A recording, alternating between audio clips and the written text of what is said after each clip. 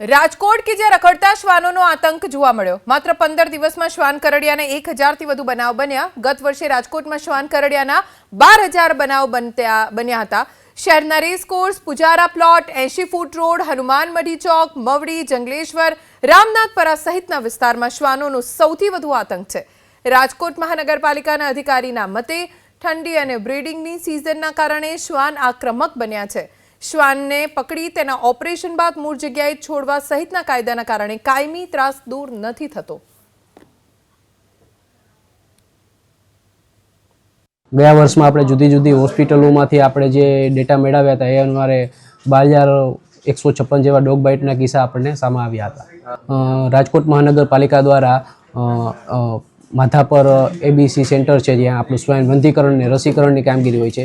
જે રાજકોટ શહેરમાં જુદા જુદા જે શ્વાન વંધીકરણમાં ન થયેલા શ્વાનોને આવરી લેવાય છે અને આપણે એન્યુઅલ હડકા વિરોધી રસીકરણ એટલે કે એન્ટી રેબિસ વેક્સિન જુદા જુદા ડોગોને આપણે મૂકવામાં આવે છે।